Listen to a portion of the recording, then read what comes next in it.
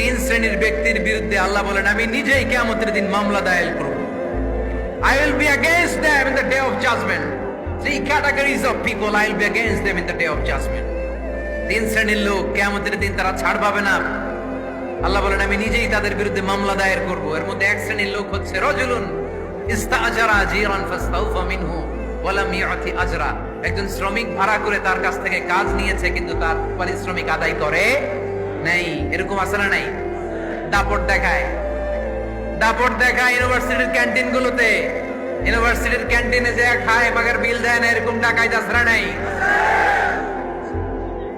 চায়ের দোকানে চা খায় আগে পরে দিমু বিল দেয় না, আছে না নাই? দোকানে যে পণ্য কিনে বিল দেয় না পরে দিমু, আছে না নাই? কিয়ামতের দিন আল্লাহ তোরে মাস্তানি ছুটাবে, চিল্লা এখন ঠিক কিনা? আনা খাসমুহুম, আমি নিজেই তাদের বিরুদ্ধে মামলা দায়ের করব। কথাটা কার?